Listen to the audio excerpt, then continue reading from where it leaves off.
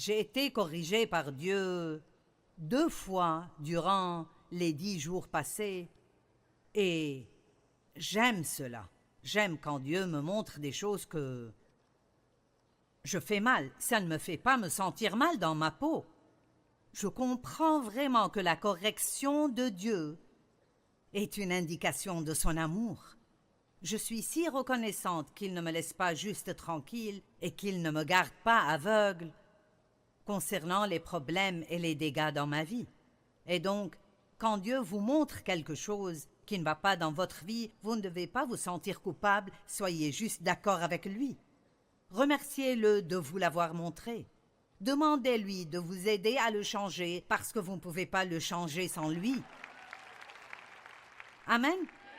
Et si vous tombez de nouveau, vous essayez de nouveau. Et si vous tombez de nouveau, vous essayez de nouveau. Et comme Dieu voit la sincérité de votre cœur, il vous aidera. Donc, j'ai été réprimandée par Dieu parce que j'étais critique. Je parlais à propos des gens d'une façon critique. Pas pour tout le monde, mais nous avons certaines personnes auprès desquelles nous nous plaignons. Et donc, je me plaignais un peu trop.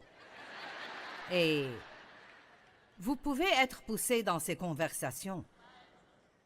Peut-être que vous ne voulez pas vraiment parler de cela, mais vous pouvez être poussé dedans. Et donc, j'ai accepté cela. J'ai fait certains bons changements et ensuite j'ai été réprimandée de nouveau parce que j'étais impatiente.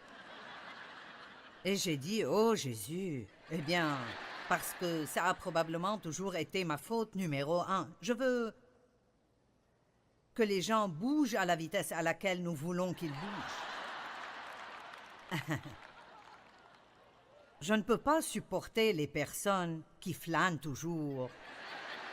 Vous savez, vous attendez toujours qu'ils démarrent. Je ne suis même pas aussi impatiente avec Dieu parce que j'ai appris que le temps qu'il choisit est bon, mais ce sont les gens. Nous nous comporterions bien s'il n'y avait pas de gens.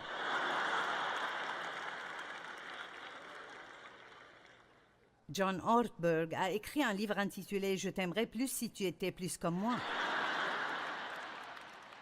Et Dieu veut que nous soyons patients avec les gens et patients avec les fautes et les faiblesses. Nous gardons en tête que nous avons tous notre propre nombre de fautes oppressives que d'autres personnes ont besoin de supporter. Et je suis impatiente avec des choses comme hier.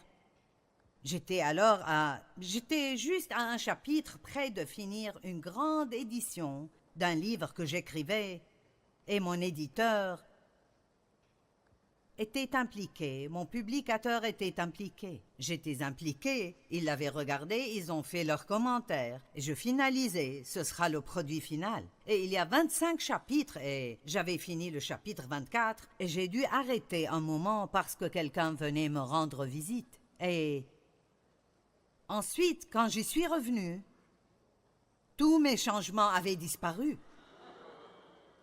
Maintenant, vous savez, cela vous rend absolument malade si vous êtes un auteur. Et je ne suis pas vraiment bonne avec toute la technologie et je ne sais pas comment réparer cela.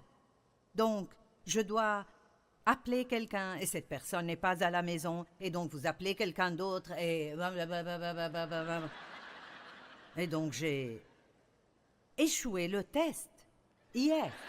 En tout cas, ça a été réparé. Mon fils est bon en technologie et il est venu et a réparé cela. Et j'ai dit, qu'as-tu fait? Il a dit, je ne vais pas t'expliquer parce que la prochaine fois que ça t'arrive, tu m'appelleras de toute façon. Donc, combien d'entre vous comprennent le truc de l'impatience? Vous savez, n'aimons-nous pas toute la technologie qui nous donne tout rapidement? Mais vous savez quoi? Nous pouvons être impatients si nous avons besoin de conduire à travers une région pendant 3 minutes sans bon réseau téléphonique. Je ne sais pas ce qui arriverait si nous n'avons pas nos téléphones pendant 2 ou 3 jours. Donc, Toutes les choses qui sortent de moi ne sont pas parfaites, mais je veux Dieu. Je veux que Dieu continue à travailler sur moi et à me montrer les choses qui doivent changer. Et ceci est l'une des choses à propos de savoir qui vous êtes en Christ. Quand vous savez qui vous êtes en Christ, et vous savez que Dieu ne vous montre des choses pareilles qu'à cause de son amour, il dit cela dans l'Apocalypse et dans Hébreux, car le Seigneur châtie celui qu'il aime. Donc il nous montre nos fautes, d'après l'Apocalypse, à cause de son grand amour pour nous. Et parfois je pense, pourrais-tu m'aimer un peu moins? Juste un peu, mais si vous savez qui vous êtes en Christ, quand Dieu vous montre quelque chose comme ça, vous n'avez pas besoin d'être condamné. Vous pouvez être heureux parce que vous savez qu'il ne le fait que parce qu'il vous aime et parce que cela vous aidera. Allez, ça vous aidera à être une personne plus heureuse et plus en paix.